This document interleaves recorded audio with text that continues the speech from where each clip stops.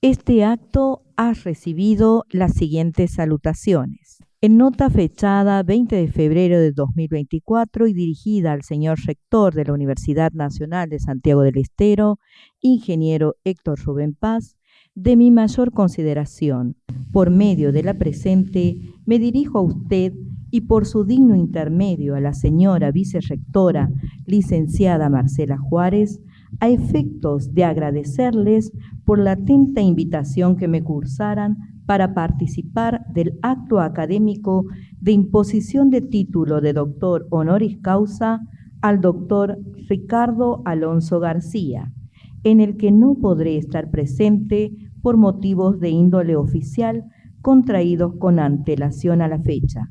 Lamento no poder acompañarlos en dicho evento y hallo propicia la oportunidad para enviarles un cálido y afectuoso saludo a usted y en su persona a todos los presentes. De más está referirme al doctor García, a quien le agradezco profundamente su visita y espero que pueda disfrutar de la calidez de todos los santiagueños. Merecido este reconocimiento a su extensa trayectoria e importantes aportes al derecho administrativo, entre otros. Es mi anhelo que las actividades programadas por tal tengan el brillo y la trascendencia que se merecen. Atentamente, firmado, doctor Gerardo Zamora, gobernador de la provincia de Santiago del Estero.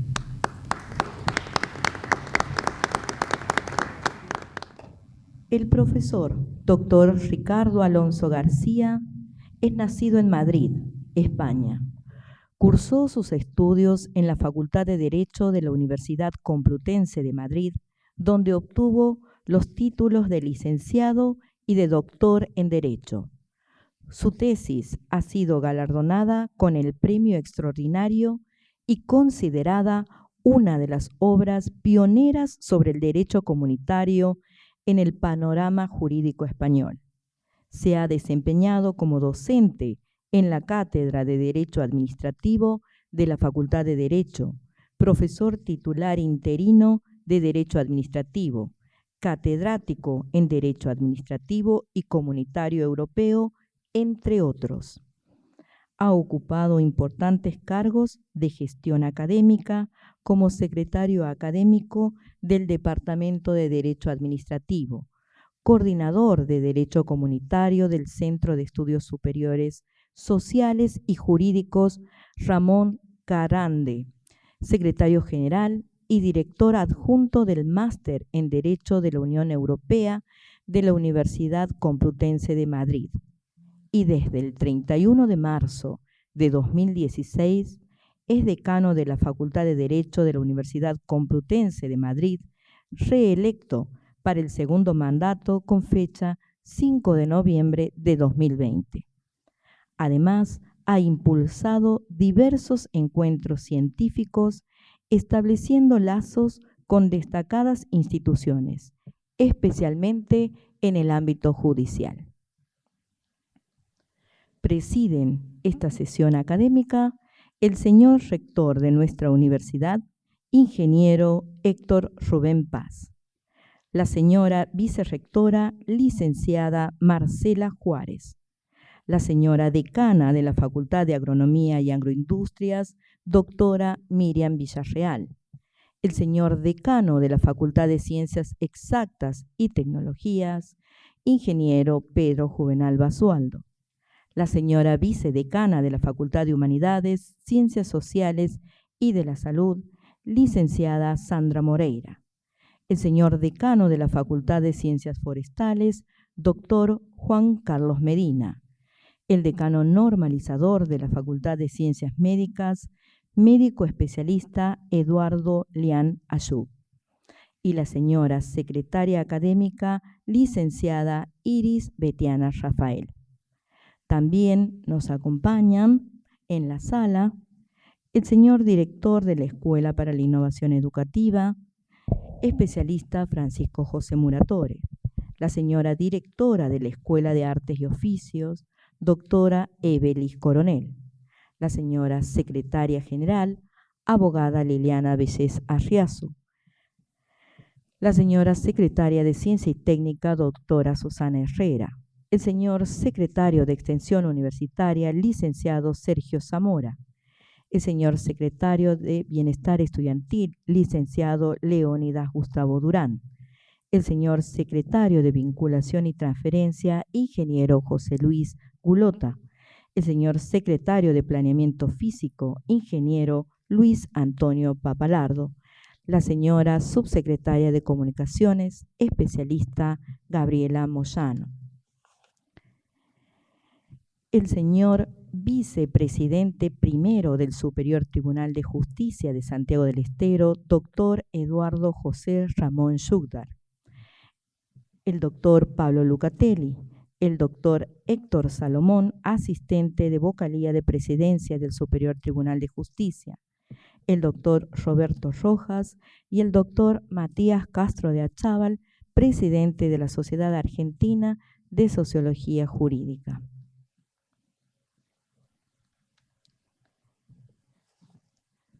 Solicito, por favor, señor rector, proceda a dar inicio a la sesión académica. Buenas tardes, bienvenidas y bienvenidos a esta, su casa, la Universidad Nacional de Santiago del Estero. Se declara abierta la sesión académica. Solicito a la señora secretaria académica de nuestra universidad, licenciada Iris Betiana Rafael, que proceda a conducir y acompañar al doctor Ricardo Alonso García y a su padrino, el doctor Pablo Lucatelli, a que se presenten aquí, en este estrado. Ingresan en esta sala el doctor Ricardo Alonso García, escoltado por su padrino, doctor Pablo Lucatelli, y acompañados por la señora secretaria académica, licenciada Iris Betiana Rafael. Solicito a los presentes permanezcan de pie para entonar las estrofas de nuestro himno nacional argentino, interpretado por la Orquesta Estable de nuestra universidad, dirigida por el maestro Pedro Barbieri, en la voz de Carolina Aick.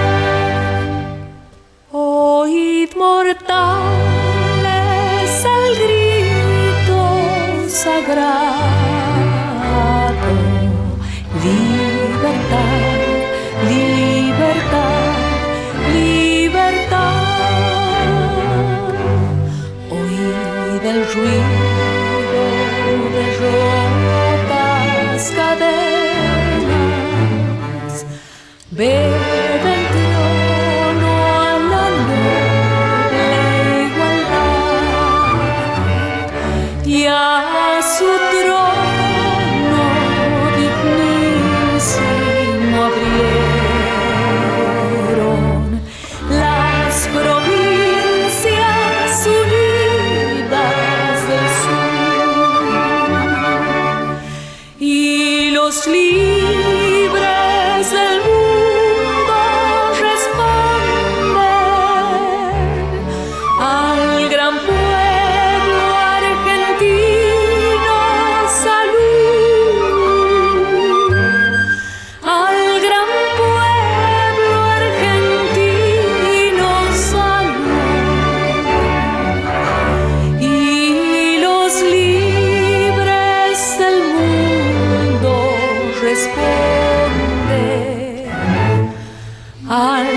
gran pueblo argentino, salud.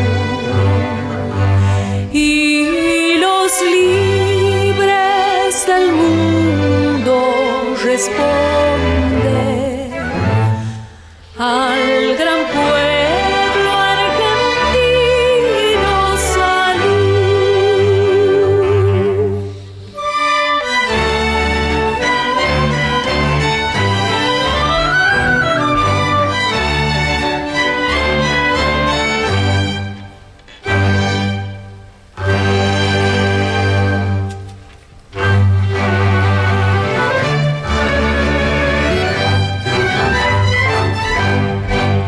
Sean eternos los laureles que supimos conseguir,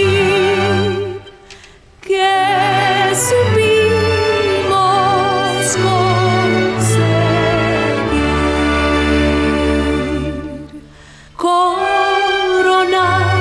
coronados de gloria, vivamos.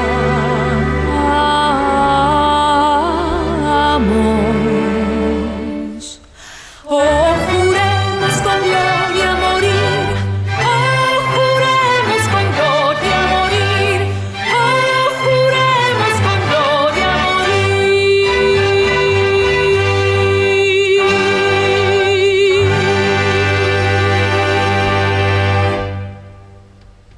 Este acto. Resolución Consejo Superior número 220.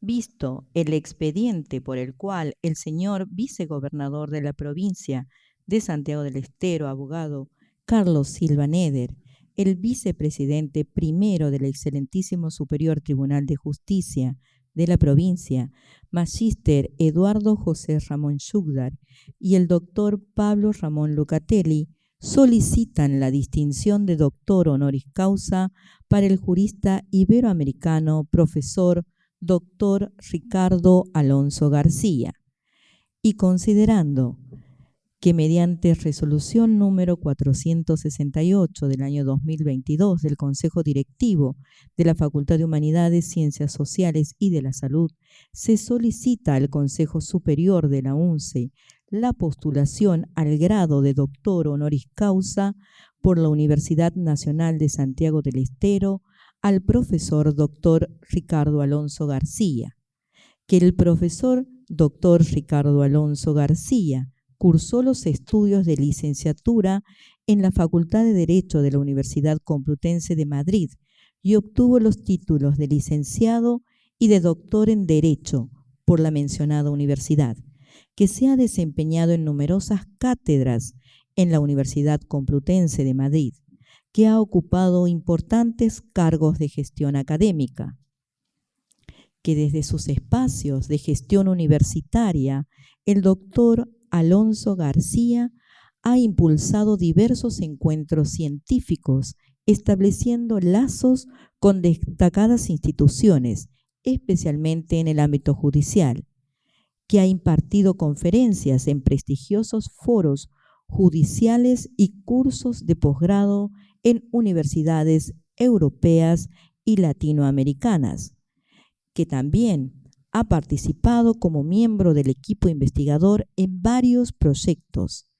que es asesor científico en numerosas revistas especializadas, que ostenta numerosas membresías en academias de Europa y Latinoamérica, que el doctor Alonso García es autor de importantes libros de su especialidad, los cuales en su mayoría han sido premiados, reeditados y traducidos en otros idiomas, que ha sido galardonado con reconocimientos y honores por su importante labor académica y científica, que en las presentes actuaciones ha intervenido la Comisión de Asuntos Docentes aconsejando dar curso a lo solicitado, para lo cual se ha procedido a hacer pública la presentación a la comunidad universitaria.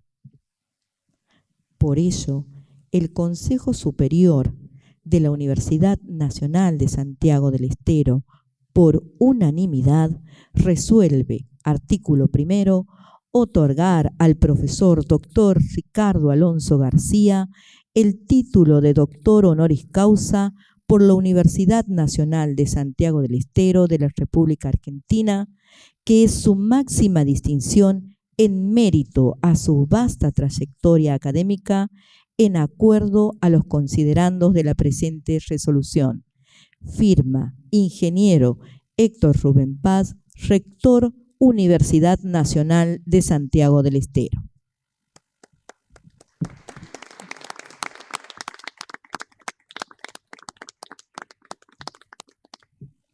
Solicito al señor padrino, doctor Pablo Lucatelli, que presente en este ámbito formalmente al candidato al título de doctor honoris causa del doctor Ricardo Alonso García. Héctor Rubén Paz. Señora vicerrectora, señores decanos y decanas, autoridades, señor vicepresidente del Excelentísimo Superior Tribunal de Justicia, doctor Eduardo Yugdar, autoridades, señor doctorando Ricardo Alonso García. En primer lugar, su presencia y disposición de este padrinazgo honra al padrino y su presencia honra a esta casa de altos estudios. Actualmente, el doctorando Ricardo Alonso García es uno de los juristas más importantes del mundo, nacido en Madrid, catedrático de Derecho Administrativo y de la Unión Europea. Su gran preocupación del señor rector, compartida que la integración y el territorio. ¿Qué más justo para este candidato al honoris causa? Una preocupación que tiene esta universidad, llegarle al alumno. Definirlo sería limitarlo. Hablar de sus honoris causas de la Universidad de Buenos Aires, de la Universidad Nacional de Córdoba, las del Perú, las múltiples distinciones y el reconocimiento en el mundo como el gran catedrático de la cátedra Jean Monnet, soñada por los grandes maestros europeos. Discípulo de quien ha manejado los cambios más importantes de España, Eduardo García de Enterría. Verlo caminar en el comedor universitario compartiendo las mesas con sus estudiantes más que con los docentes, buscando transmitir lo que recibió de un gran maestro que fue su padre, Manuel García Olea, catedrático de Derecho Laboral, y me recuerda a uno de los fundadores de esta universidad, el ingeniero Néstor Ledesma, que decía: conocerás muchas veces aquellos productos o frutos por los árboles que dan vida. Y usted es fruto de un gran maestro del derecho español, sin embargo su simpleza hace que cada día definirlo es limitarlo. Hablar de su currículo, de su formación, de haber estado en las mejores universidades del mundo como Harvard. Y señor rector, es su obligación decirlo aquí. Ha suspendido la firma con el presidente del Parlamento andino para cumplir con la fecha programada del día de hoy, donde el vicerrector lo está reemplazando. Mostrar que venir a la madre de ciudad es tema que a él sí le interesa, es buscar en un territorio regional, en el Parlamento del Norte Grande, que él puede, a través de su experiencia de la Unión Europea, haber estado en Harvard y en diferentes lugares del mundo, que la mejor misión de poder integrarnos es recorrer, ir al que necesita extender el brazo. Por eso la postulación que firmó el señor vicegobernador de la provincia, doctor Carlos Silva Neder, es en virtud que la explicación que le hicimos con el catedrático honorario de la Escuela de Innovación, doctor Eduardo Yugdar, era mostrar que comparte el doctorando Ricardo Alonso García muchas de las visiones de esta universidad, buscando extenderle la mano a quien necesita.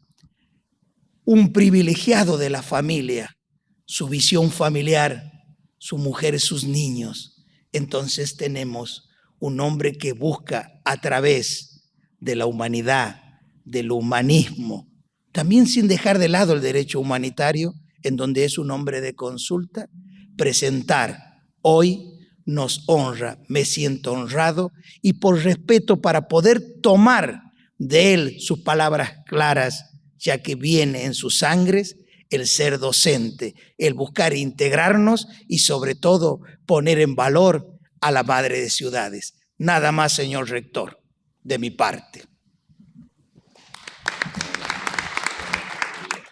Señor rector, se ha expuesto breve y claramente las condiciones del candidato doctor Ricardo Alonso García, su sabiduría y sus excelentes disposiciones manifestadas con hecho.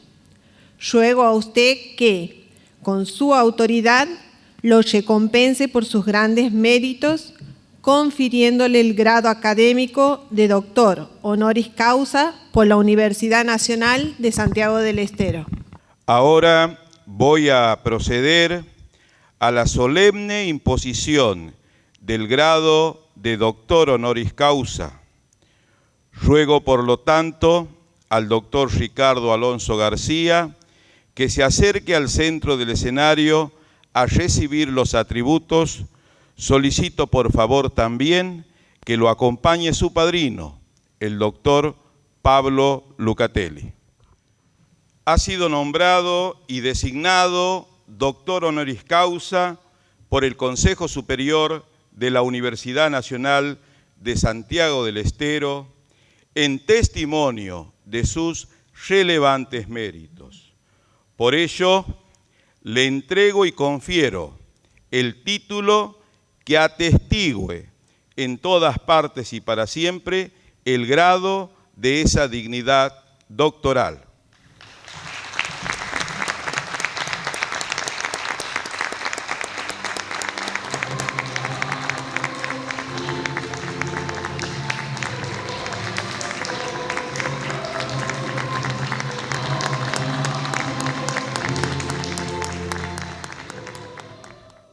Le entregamos también la medalla que recuerda este solemne momento como símbolo del reconocimiento a los méritos conseguidos en el campo de la ciencia y la profesión.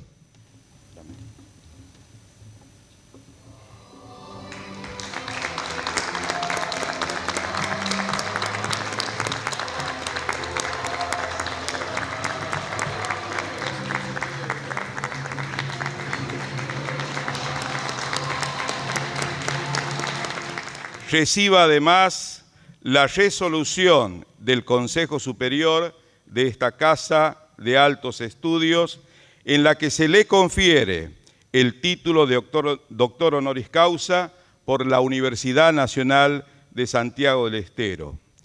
Que ella le recuerde la dedicación y reverencia con que se debe cultivar la ciencia de sus maestros y predecesores, y para que tenga presente también que por grandes que sean sus talentos, siempre deberá manifestar reverencia, respeto a toda consideración de los claustros universitarios.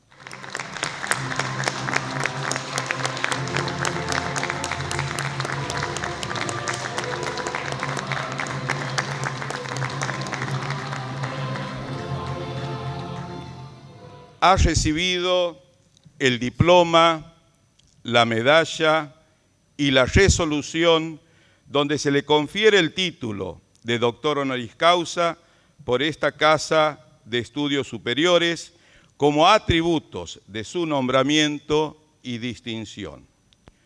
Lo admito e incorporo al claustro de esta Universidad Nacional de Santiago del Estero, y en señal de paz, benevolencia y amistad con que siempre ha ejercido y ejercerá su ministerio, lo abrazo con cordialidad en nombre de quienes los recibimos con inmensa alegría.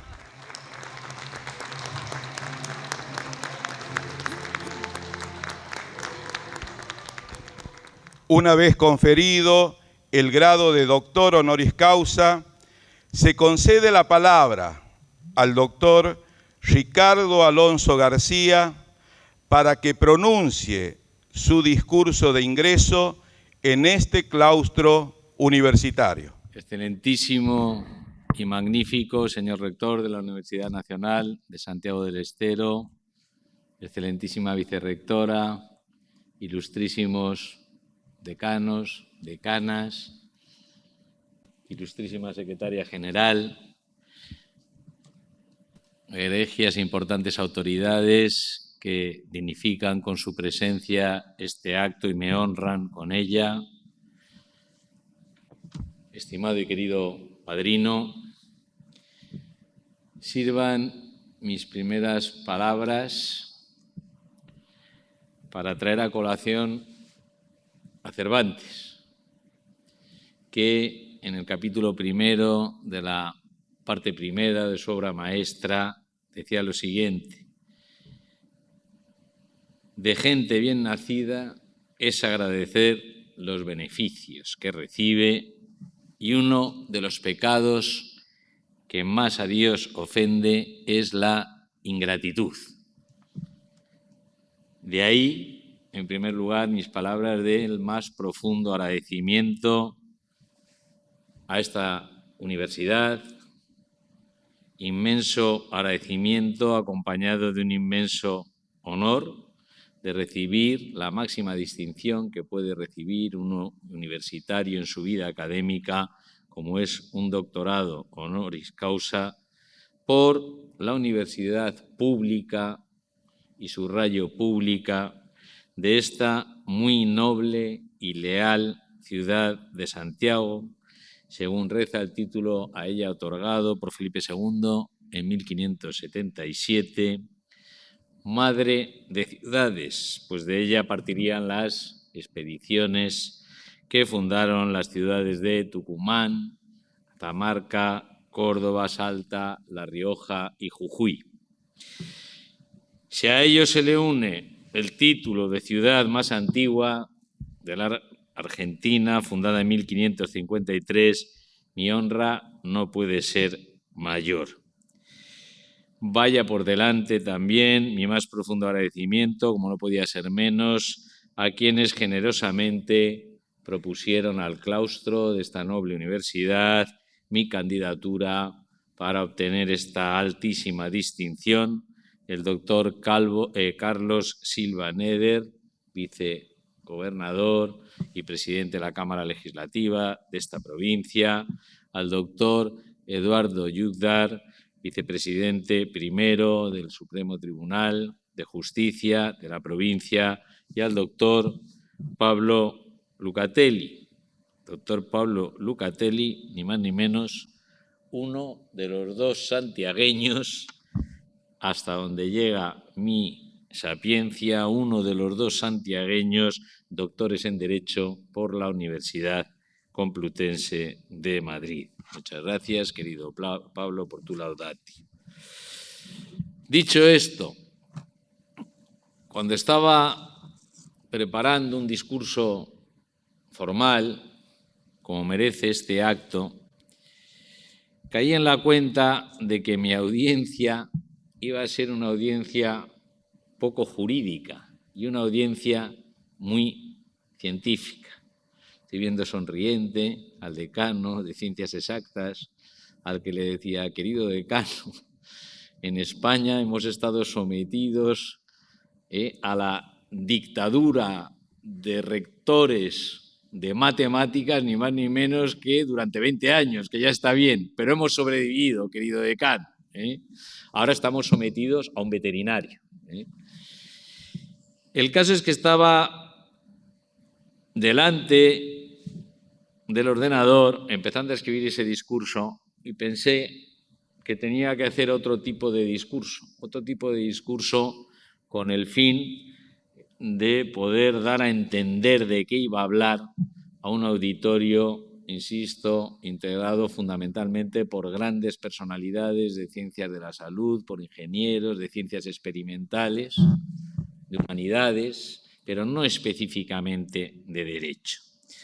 Escogí como título, a efectos protocolarios, el título de Constituciones Nacionales y Unión Europea.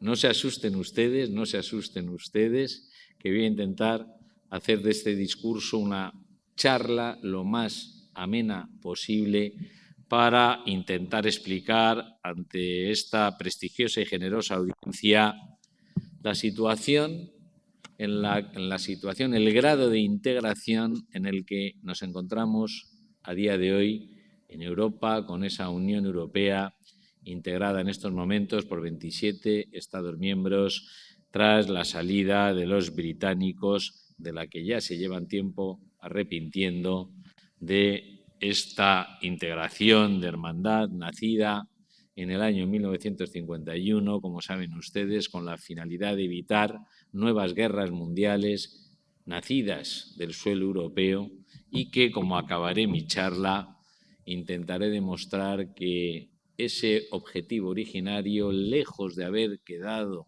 olvidado en las páginas de la historia, es un objetivo absolutamente presente en el día de hoy. ¿Qué puedo decir sobre el grado de integración que hemos alcanzado a día de hoy en el ámbito de la integración europea, de esa integración nacida hace ya varias décadas?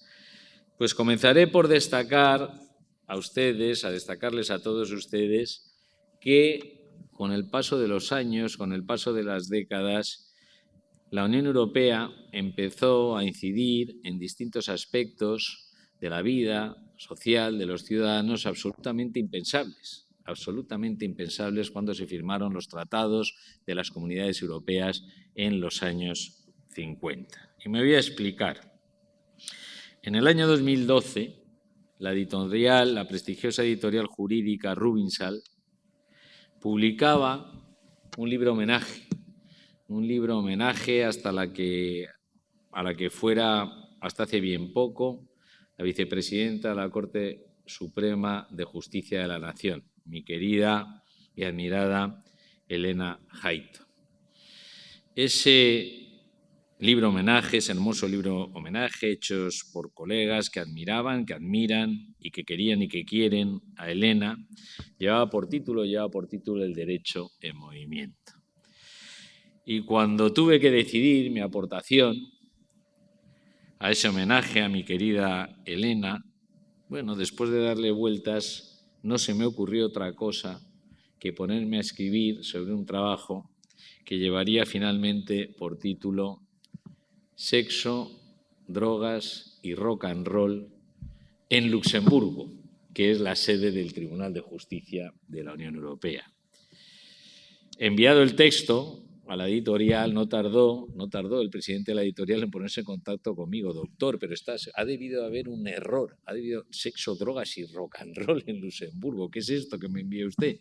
Digo, pues mi texto, que no se preocupe, que es un texto serio bajo esa apariencia, es un texto serio sobre el lugar del sexo, de las drogas y del rock and roll en la jurisprudencia del Tribunal de Justicia de la Unión.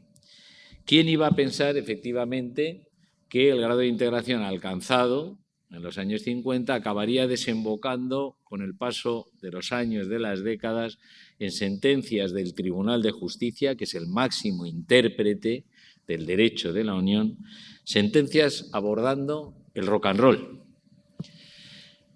Bueno, eso era más previsible. En un principio puede parecer raro.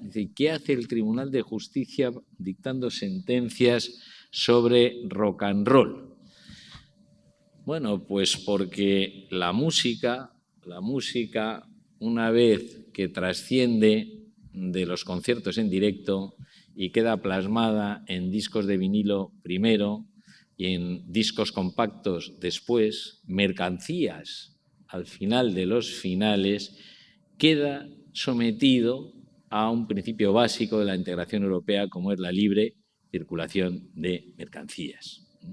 Y es más, uno de los primeros casos que abordó el Tribunal de Justicia fue ni más ni menos con ocasión de una demanda interpuesta por la filial alemana de Sony Music, de la matriz japonesa, ni más ni menos demandando a una empresa competidora por el uso que venía haciendo sin autorización para ello de fonogramas, de 2 fonogramas, que les va a sonar probablemente a ustedes, ni más ni menos 2 fonogramas de Bob Dylan, Gates of Eden y Blowing in the Wind.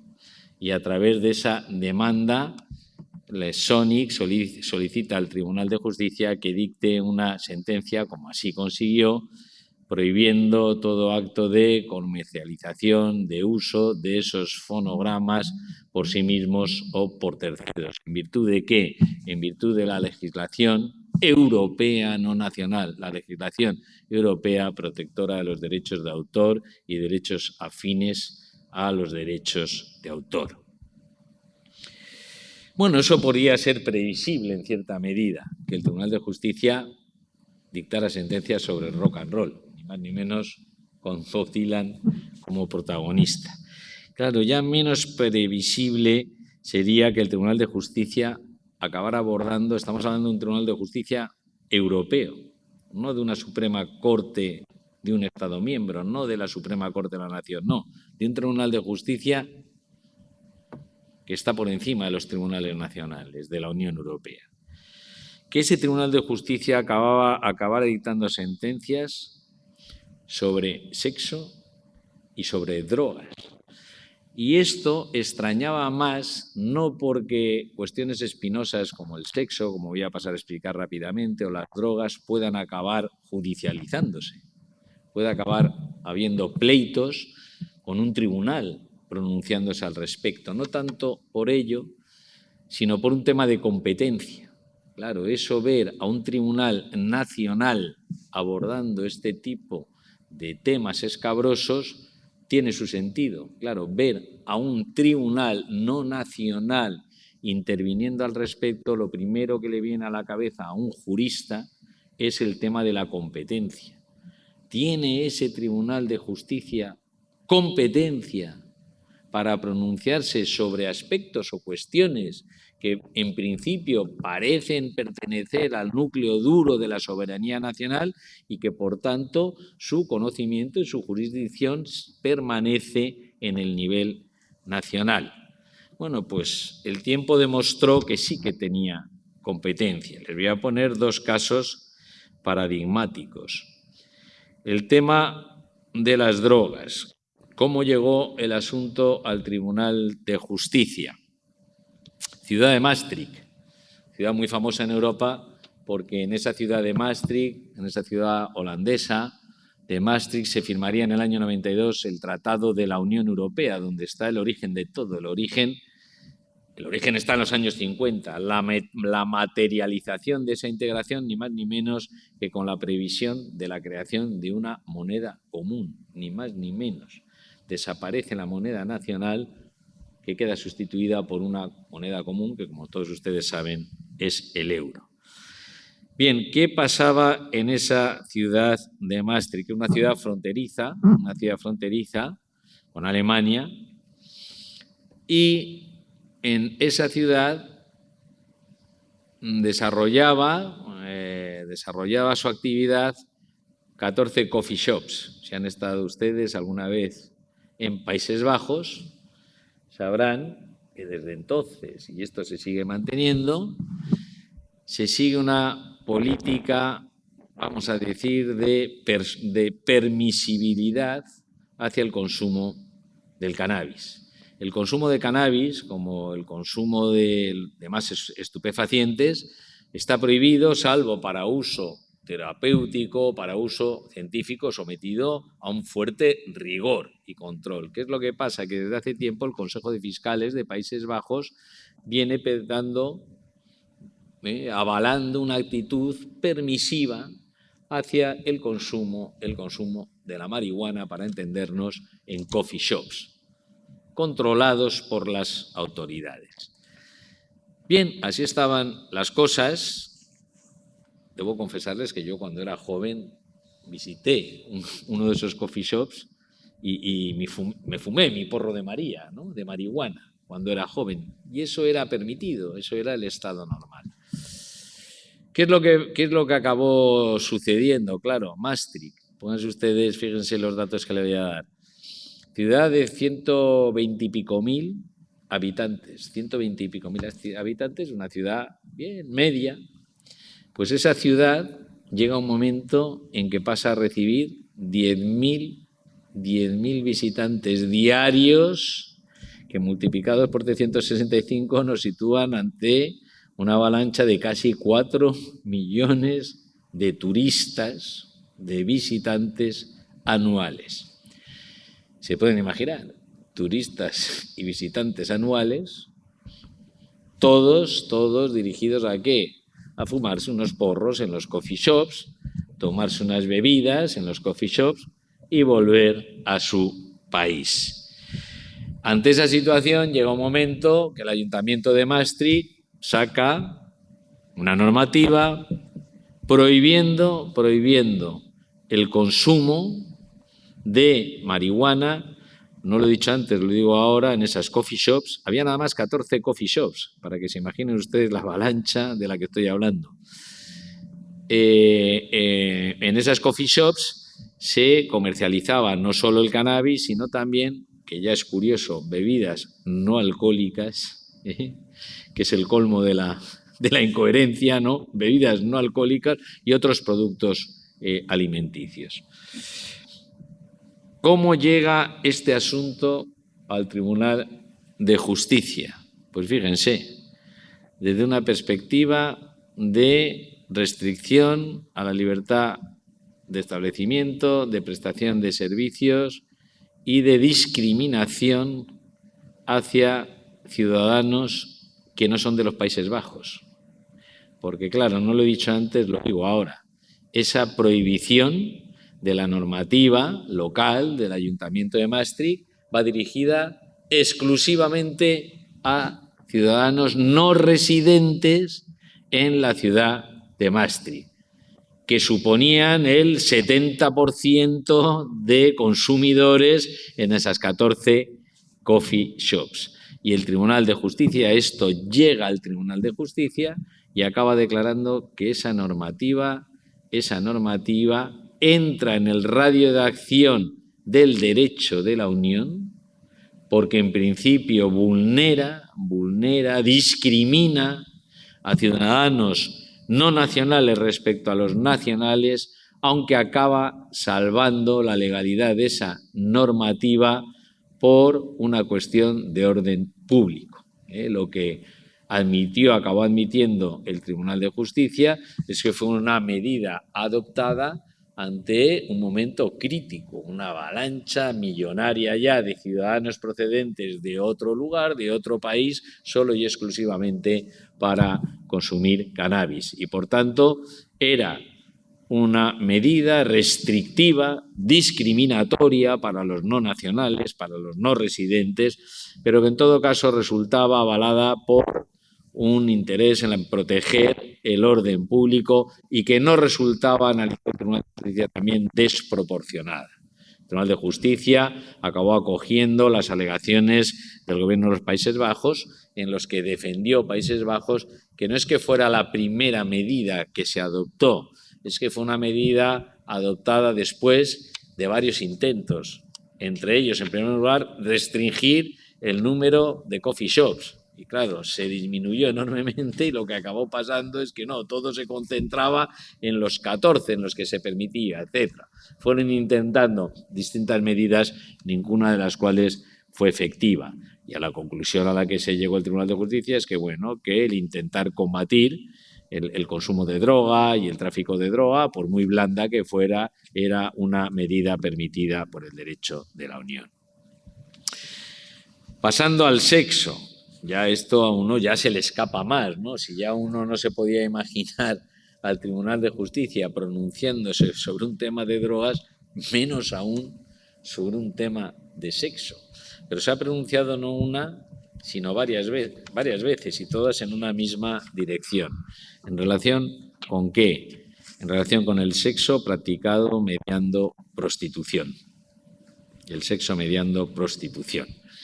Los asuntos en los que acabó pronunciándose el Tribunal de Justicia, fíjense que es un tema de competencia. Uno piensa en un primer momento, bueno, la prostitución, legal o no legal, permisiva o no permisiva, no hay mayor tema que pueda pertenecer a la soberanía nacional y en la que ahí un tribunal que no sea un tribunal nacional no tenga nada que decir. Pues hubo un tribunal no nacional, el Tribunal de Justicia, que acabó interviniendo y teniendo algo que decir. En los dos casos, en un caso en un caso belga, en el que se demandó a Bélgica, y en el otro fue un caso en el que el país demandado fue Países Bajos. En ambos casos, antes de la adhesión de la República Checa a las Comunidades Europeas, de la incorporación de Polonia a las Comunidades Europeas, en ambos casos, ¿qué era? En el caso de Bélgica, era que directamente se procede a expulsar del país a ciudadanas no nacionales belgas por trabajar en cafés de baja moralidad. Ahí quedaba la cosa y se procede a su expulsión. En el caso de Países Bajos es que se le deniega la solicitud de entrada para trabajar como prostitutas a dos ciudadanas polacas y 2 ciudadanas de la República Checa, y se les deniegan ambos casos. Pues el Tribunal de Justicia aquí en este caso sí que acabó condenando esa postura de Bélgica y esa postura de Países Bajos. Se pueden imaginar ustedes, a pesar de ser científicos, el porqué. Ahí había un problema claro de discriminación. Mire usted, ahí difiere claramente del caso del cannabis. Mire usted está permitiendo el ejercicio de la prostitución en Bélgica y en Países Bajos a sus ciudadanas. Eso es una cuestión que depende de su derecho nacional. Usted es libre de prohibir, restringir o permitir el ejercicio de la prostitución. Usted es soberano. Ahora bien, lo que usted no puede hacer es que si acaba permitiendo la prostitución, esa prostitución queda reservada para las nacionales y queda prohibida para los no nacionales. ¿Por qué? Porque eso es una limitación de la libre circulación de personas prohibida por la Unión Europea. Y van pasando los años, fíjense, y el Tribunal de Justicia y el derecho de la Unión ocupan más vida, cada vez más vida de los ciudadanos, inciden más en la vida de los ciudadanos de la Unión. Hasta que llega un momento en que esa incidencia afecta a la propia Constitución Nacional. Fíjense en los ejemplos que he puesto. Sexo. Bueno, sobre el sexo las constituciones nacionales poco o nada suelen decir. Drogas. Las constituciones nacionales poco o nada suelen decir. Rock and roll, menos todavía. Estamos hablando de legislaciones que se sitúan en un escalón inferior a la Constitución Nacional.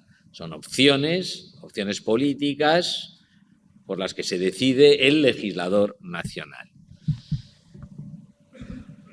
Llega un momento en que esa progresiva incidencia del derecho de la Unión en la vida de los ciudadanos acaba afectando ya no a la legislación nacional, sino a las propias constituciones nacionales.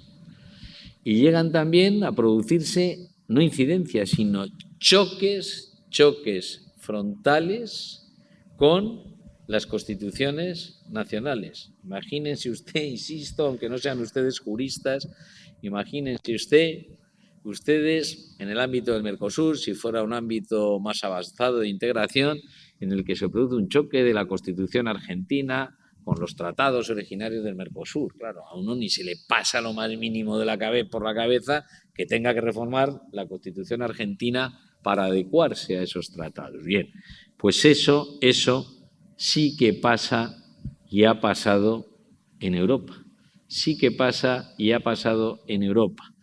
Y se ha resuelto de manera contradictoria, y voy terminando, no quiero aburrirles. Fíjense, en el primer caso, con Alemania, ni más ni menos con Alemania, el país más importante en términos demográficos, en términos políticos, en términos económicos, el país más importante de la Unión. Los alemanes respiran y todos los demás callamos. Pues Alemania tuvo que reformar su Constitución porque el Tribunal de Justicia, ni más ni menos, llegó a declarar que un precepto de la Constitución alemana resultaba incompatible con el derecho de la Unión. Y ni más ni menos con qué derecho. Con el principio de no discriminación por razón del sexo. ¿Cuál era ese precepto constitucional alemán? Un precepto que había que entenderlo, un precepto de la Constitución de Weimar, salida después de la Segunda Guerra Mundial. Es un precepto que se introdujo en esa Constitución pensando no en discriminar, pensándose entonces no en discriminar a la mujer, sino en proteger a la mujer, que había sufrido como grupo especialmente vulnerable, las mujeres y los niños, de manera especialmente cruenta las consecuencias de la Segunda Guerra Mundial. Y la Constitución, la Ley Fundamental de Bonn, contenía un precepto en el que se prohibía el acceso de las mujeres a las Fuerzas Armadas que implicaran, en aquellos ámbitos de las Fuerzas Armadas, que implicaran un uso de las armas, limitando el posible acceso de la mujer a las Fuerzas Armadas a la parte musical del Ejército y a la parte sanitaria del Ejército. Evidentemente, cuando se aprueba la Ley Fundamental de Bonn, es una disposición destinada o pensada ¿para qué? Para proteger a la mujer. Queda prohibida que la mujer se incorpore al Ejército con facultades de portar armas precisamente para protegerla de combates directos frente a un potencial enemigo. Pues eso acaba llegando ante el Tribunal de Justicia. Hay una mujer alemana que acaba demandando a Alemania porque considera discriminatoria que 50 años después haya un precepto en el ordenamiento jurídico alemán, pero no cualquier precepto, un precepto en la propia Constitución alemana que la discrimina por el hecho de ser mujer. Y el Tribunal de Justicia declaró que esa prohibición de que las mujeres puedan acceder al Ejército y en los sectores que impliquen el portar y manejar armas resultaba discriminatoria.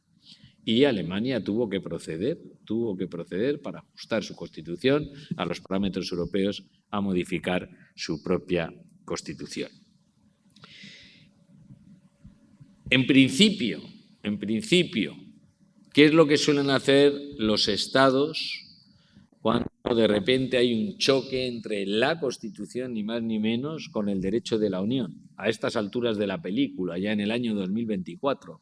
Se pueden imaginar ustedes que les estoy haciendo una presentación bastante simple, ¿no?, de la película, una película que tiene ya 70 años.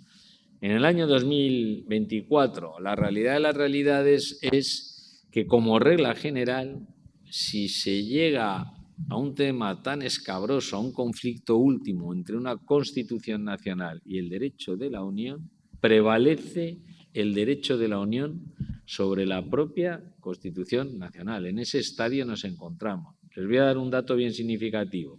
España. Constitución de 1978. Solo ha sufrido 2 modificaciones desde 1978 a día de hoy, el artículo 13.2 de la Constitución y el artículo 135. Y las dos modificaciones de la Constitución, fíjense ustedes si siguen un poco la política española con la que está lloviendo, con lo que ha llovido, que si monarquía sí, que si monarquía no, que si tal, que si tal. Las únicas 2 modificaciones, mejor dicho, ha habido una tercera hace un mes, que esa sí que no se ha debido al derecho de la Unión, que ha sido una modificación, bueno, menor o mayor, según los afectados, y es que se ha eliminado la expresión discapacitados y ha sido sustituida por la expresión ni me la sé yo, se ha quitado los discapacitados, pues por una expresión menos vejatoria, ¿no? Para no, era disminuidos, esa era la expresión. Esa era la expresión que recogía la Constitución.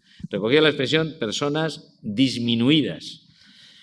Pues un poco a la alemana, con el objetivo de proteger a las personas con menor capacidad. Pero se ha acabado considerando, con razón, que ese calificativo de personas disminuidas acaba discriminando a esas personas y ha sido sustituida por personas con discapacidad. Personas con discapacidad. Es una modificación de hace 2 semanas. Pero hasta hace 2 semanas, las modificaciones que se habían hecho, las dos debidas a la Unión Europea. La modificación del 13.2, que preveía la Constitución española el derecho de sufragio activo y el derecho de sufragio solo activo, es decir, el derecho a votar en las elecciones locales, en las elecciones municipales, en las elecciones de los municipios. La Constitución preveía el derecho a votar no solo de los nacionales españoles, sino de nacionales de terceros países, mediando el correspondiente tratado.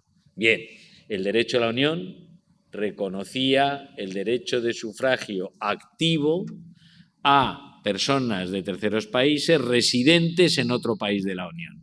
Para que nos entendamos, que en España hay mucho de esto, si han visitado ustedes España. Las Islas Baleares, las Islas Canarias. Si uno se mueve por ahí, aparte de los canarios y de los ciudadanos de las Islas Baleares, pues está habitada ¿por quién? Fundamentalmente por alemanes e ingleses, fundamentalmente. Que no es que vayan ahí a pasar el verano, que también, sino que se han acabado instalando y tienen su residencia legal en Baleares y en Canarias. Pues el derecho de la Unión ya les amparaba y les permitía ese derecho de sufragio, el derecho a votar, quien era el alcalde de su localidad. En el año 92 la Unión da un paso más y reconoce el derecho de sufragio activo, no solo activo, sino también pasivo. Eso fue un paso ya mayor, es decir, el derecho a no solo a votar, sino a ser votado. El derecho de sufragio pasivo, el derecho de sufragio activo, votar, el derecho de sufragio pasivo, el derecho a presentarte, tú, ciudadano alemán, tú, ciudadano británico, presentarte a las elecciones municipales para ser elegido.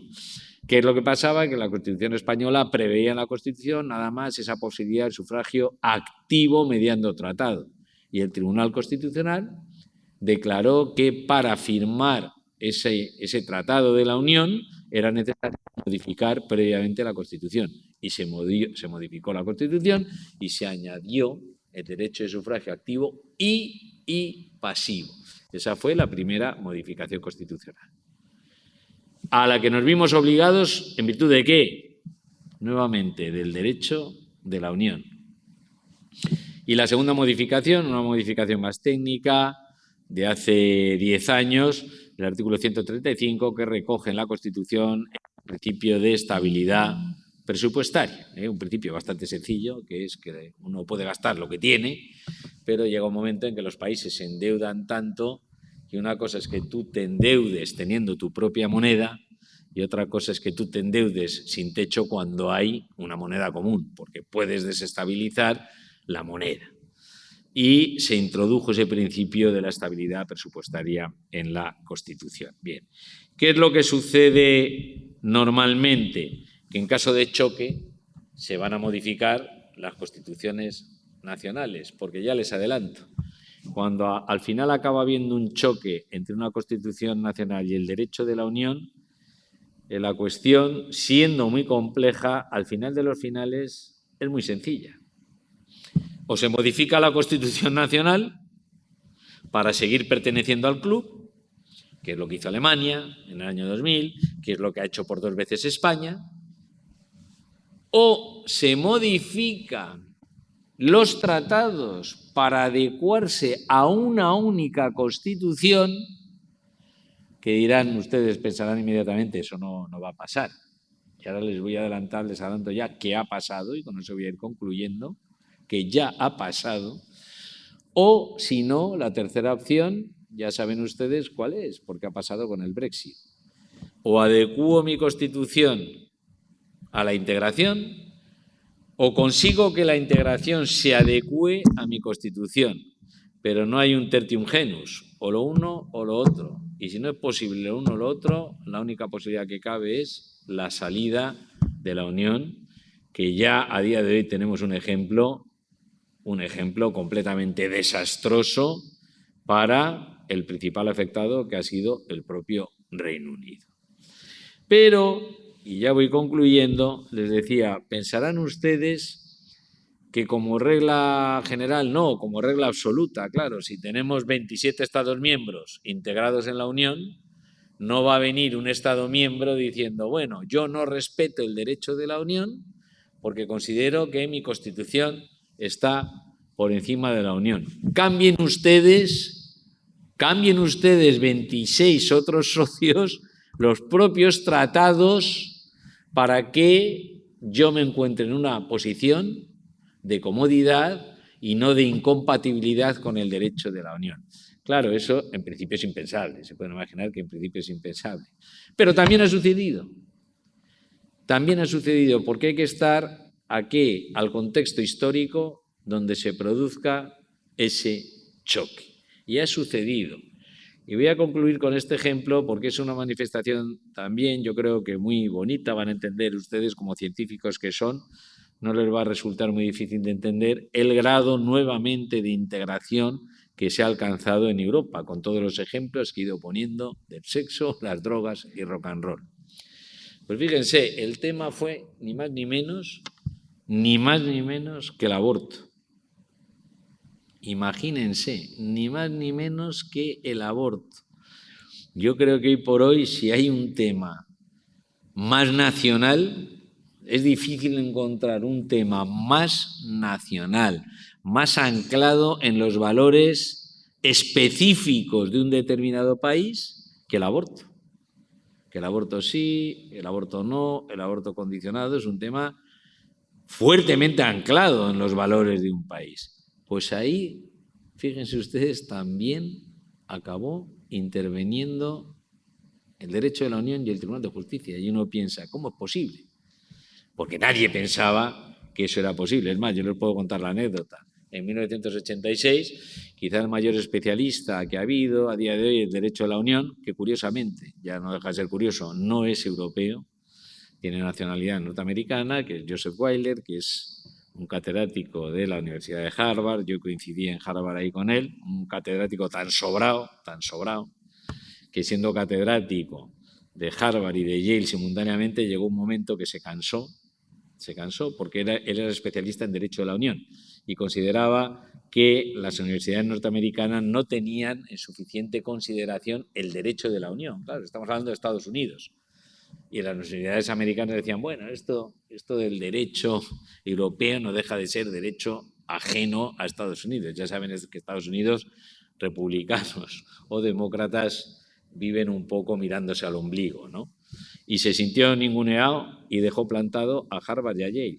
Y se fue a Nueva York, a NYU, que es donde a día de hoy ejerce y prácticamente se va a jubilar como catedrático en NYU. Pues que pasaba por ser, y es uno de los mayores expertos que ha habido nunca en derecho de la Unión, Joseph Weiler, escribió un artículo en 1986 diciendo esto de la Unión cada vez cubre más, cada vez incide más en la vida jurídica de los ciudadanos, cada vez matiza y modula más el derecho nacional, si bien hay ámbitos que siempre van a quedar fuera a medio o largo plazo, que es temas muy nacionales, como por ejemplo el aborto.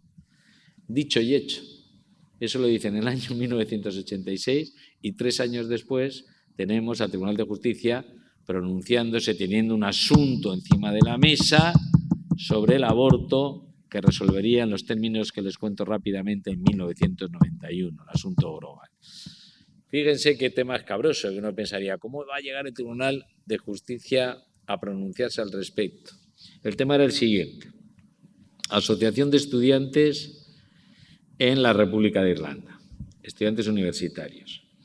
En la República de Irlanda, que en el año 1991 reconocía el derecho a la vida en términos absolutamente equilibrados entre la mujer y el nasciturus.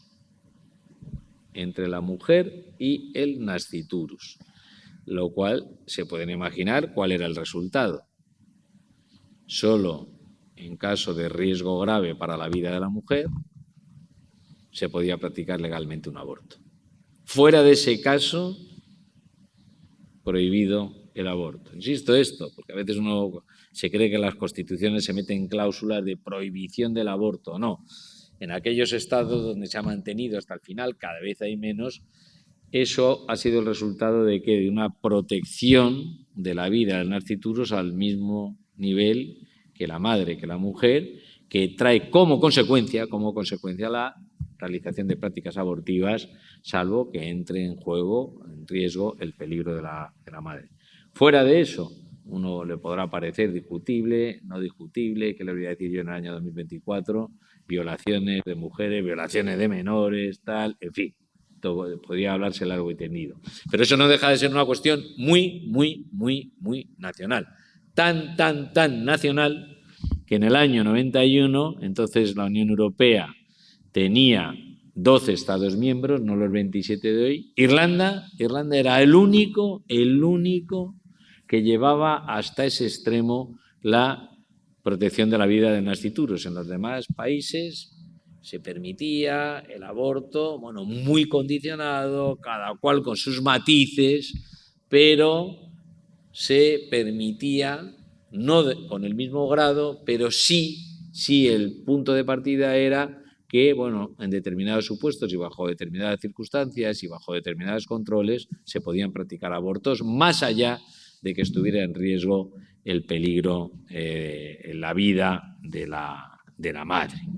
Pues fíjense ustedes, en ese contexto, ¿no? Un precepto de la Constitución irlandesa que establece eso, y uno pensaría, ¿y qué tiene que decir el derecho de la Unión? Claro, uno pensaría, ¿y qué tiene que ver el derecho de la Unión? Ya les adelanto, evidentemente no legisla sobre estas cuestiones, no legisla. ¿Cómo va a legislar? ¿Cómo va a imponer el derecho de la Unión cuestiones como la eutanasia, como el aborto? ¿No? Esas son cuestiones que están en el núcleo duro de la soberanía nacional. Pues el Tribunal de Justicia se acabó pronunciando. Les digo para que puedan dormir ustedes, porque espero haberles divertido un poco. Si yo me callo ahora, espero que ustedes me dijeran, no, decano, continúe, que si no, no podemos dormir. Entonces les voy a contar el final de la película.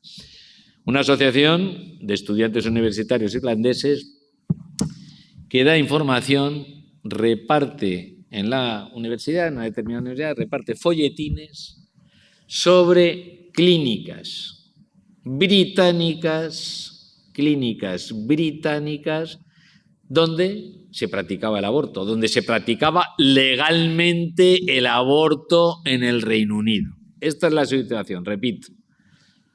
Estudiantes que prestan información sobre clínicas donde se practica en ese país que no es Irlanda, donde se practica legalmente el aborto. Interviene el Ministerio Fiscal, intenta abrir un proceso penal contra estos estudiantes y en principio uno piensa, claro, un proceso penal, en Irlanda está prohibido el aborto, están dando información sobre prácticas abortivas, esto es contrario a un principio básico de la Constitución irlandesa, proceso penal. Bien, ¿dónde entra en juego el derecho de la Unión? Ya se lo pueden ustedes ir imaginando. El derecho a una de las libertades básicas de la integración europea, día de derecho a la Unión, ¿cuál es? La libre prestación de servicios. La libre prestación de servicios. No cabe restringir los servicios entre Estados miembros, ¿no? Bueno, ya han visto, claro, cuando un país considera que la prostitución es un servicio legal, usted no puede discriminar a otras personas. Usted puede considerar que ese servicio es ilegal, pero si considera que es legal no puede decir al día siguiente que queda restringido para, en el caso de la prostitución, para las ciudadanas del país, pero no para ciudadanas extranjeras. Bueno, libre prestación de servicios. ¿Pero dónde estaba aquí el servicio afectado?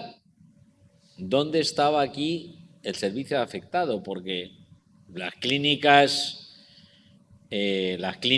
Irlanda no emitía una prohibición, porque no podía, para que en Reino Unido se practique el aborto. ¿Cómo podía llegar a afectar esa prohibición de las prácticas abortivas en Irlanda a un servicio legal, un servicio legalmente prestado en otro Estado miembro? Por la cuestión de la información. ¿Qué es lo que dijo el Tribunal de Justicia? Si se restringe la información para acceder a un servicio, se está restringiendo el servicio mismo. Y eso es contrario a la libertad de libre prestación de servicios. Claro, eso era muy fuerte. Eso, el Tribunal de Justicia sabía que iba a soltar una bomba de relojería. Pero añadió, ojo, para que la libre prestación de servicios entre en juego en el ámbito del derecho de la Unión, tiene que haber un nexo económico, entre quien presta la información y quien presta el servicio. Si no hay un nexo económico entre quien presta la información y quien presta el servicio, ahí el derecho de la Unión no tiene nada que decir. Se pueden imaginar.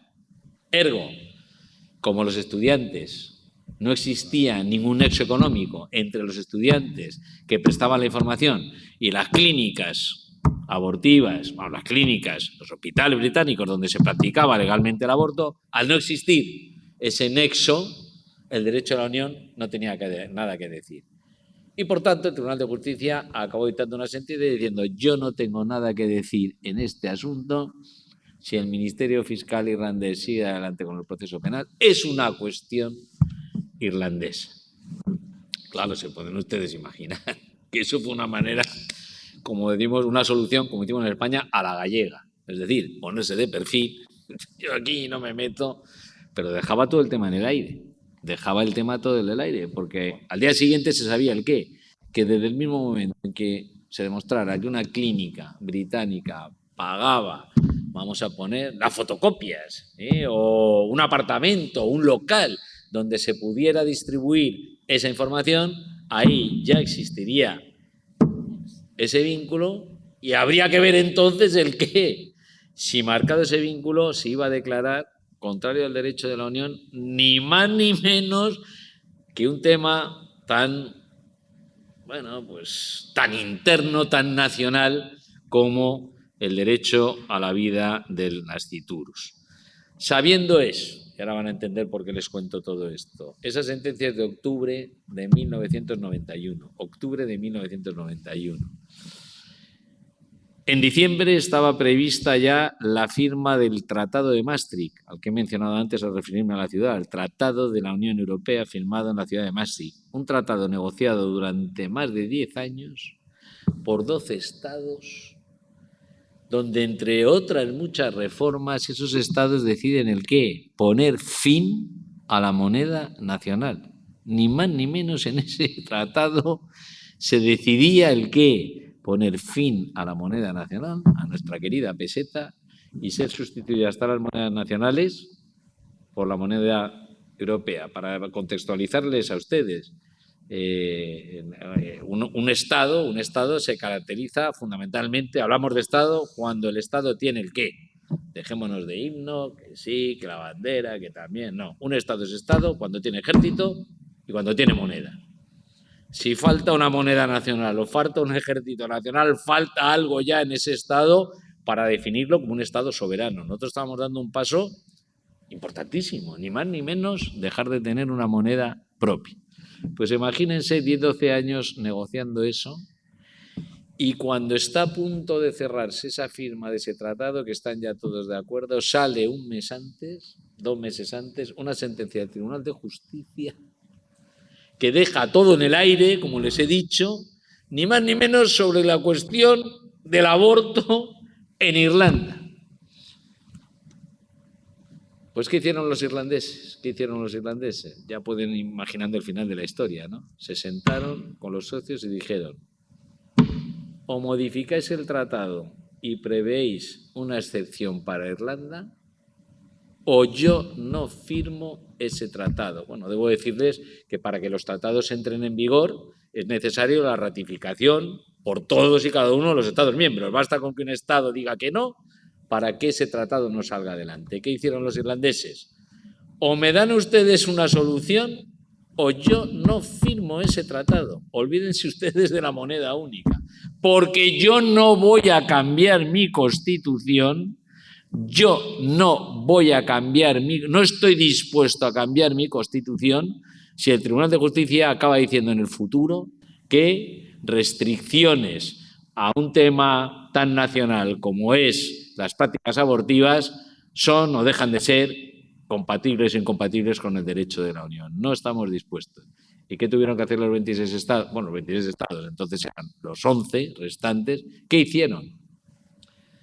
Metieron una cláusula en esa reforma del Tratado de la Unión que ningún experto lo entiende y tiene que ser experto para entenderla. Hay una cláusula en letra del Tratado de la Unión que dice lo siguiente: nada de lo dispuesto en el Tratado de la Unión, nada de lo dispuesto en cualquier norma que salga del aparato político de la Unión, nada de lo que pueda decir la Unión podrá afectar a lo dispuesto en el artículo 43.3 de la Constitución irlandesa. Y uno dice, hombre, podrían haber dicho a continuación que dispone lo siguiente. Pues no se molestaron ni en eso. ¿Qué establecía el 43.3 de la Constitución irlandesa? Lo que les he señalado a ustedes. La protección al máximo de la vida del nasciturus, equiparándola a la madre. Ya les adelanto. Entonces, ahí ese es el ejemplo que les adelantaba.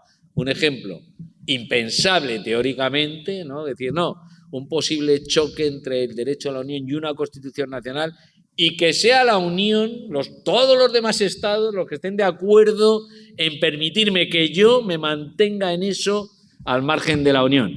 Pues ahí tenemos un contexto histórico en el que un estado, fíjense de lo que hablamos, de Irlanda, no es Alemania, Irlanda, un país chiquitito, un país que entró en el año 73, no es de los países fundacionales, y que Irlanda forzó a los otros 11 estados para meter una previsión en la Constitución europea, reconociendo esa Constitución europea la idiosincrasia irlandesa.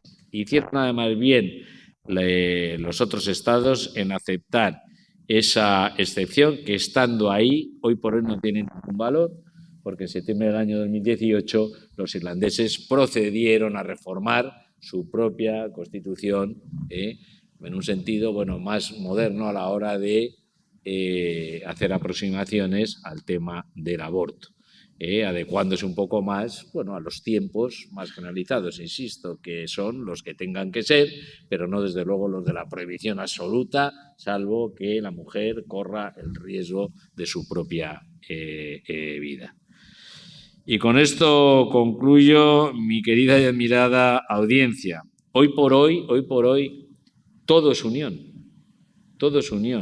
Esta mañana daba una conferencia en la que explicaba, para que se sitúen ustedes, se calcula que el 80% de la legislación nacional hoy, de todas las leyes que se publican, piensen ustedes en Argentina, Boletín Oficial del Estado, todas las normas que se publican en el Boletín Oficial del Estado argentino, leyes, reglamentos, órdenes ministeriales, normas provinciales, el 80% de la legislación española, y por tanto la legislación finlandesa y de la alemana, el 80%, tiene algún tipo de entronque, de vinculación con el derecho de la Unión Europea. Hoy somos derecho de la Unión. Si siguen ustedes un poco la política española, sabrán la que tenemos montada, ¿no? Sabrán lo que tenemos montada con ese proyecto, esa proposición de ley, técnicamente hablando, esa proposición de ley orgánica de amnistía, ni más ni menos. La cuestión de la amnistía. Pues fíjense ustedes, la amnistía, una amnistía nacional, discutible, no discutible, le gusta más, le gusta menos, la amnistía en el corazón del debate nacional. Un tema, uno puede pensar, más nacional que la amnistía, no puede ser más nacional ¿Qué pinta ahí el derecho de la Unión? Pues se han seguido ustedes un poco las noticias y los periódicos, lo que pasa en España. La Unión Europea ya está metida, ya ha entrado en ese debate la Unión Europea. ¿Por qué? Pues porque está por ver si esas normas sobre la amnistía y los pasos que está dando el gobierno vulneran o no vulneran el Estado de Derecho. Y el Estado de Derecho hoy es un valor común que trasciende al Estado de Derecho nacional. Es el Estado de Derecho a nivel de la propia Unión. Pues concluyo diciéndoles que hoy por hoy todo es unión y es más, conviene que prácticamente todo siga siendo derecho de la Unión y Unión, porque como les decía al principio de la intervención, y ahí tenemos Crimea, la invasión de Crimea en el año 2015, aunque Ucrania no es parte de la Unión, la guerra de Ucrania, pero está muy pegadito. Pero es que tenemos, recuerden ustedes, los Balcanes, que no están muy lejos, ya tenemos todos nuestra edad. En la década de los 90, año 91, año 92, todas las atrocidades de la guerra de los Balcanes. Por cierto, la mayor parte de los Estados miembros de la antigua República Yugoslava son hoy miembros de la Unión Europea, con excepción de la República Serbia, la República Serbia y el problema de Bosnia y Herzegovina, pero los demás forman parte de la Unión. Pues bien, imagínense usted que no hace falta tener mucha imaginación lo que hubiera pasado si los Balcanes explotan, como explotaron en el año 91, si no está todo eso en un contexto de la Unión Europea. Les recuerdo que la Primera, la Segunda Guerra Mundial, ¿se acuerdan ustedes, no? Sarajevo. Pues probablemente si no hubiéramos tenido Unión Europea, probablemente las cosas habrían ido bastante mal y todavía estaríamos sufriendo, quién sabe, si no a escala mundial, porque Sarajevo nace en Europa, pero todo se acaba extrapolando, todo se acaba globalizando y hoy más que nunca. Imagínense ustedes dónde estaríamos. En definitiva, acabo deseando una larga vida a la Unión. Muchas gracias.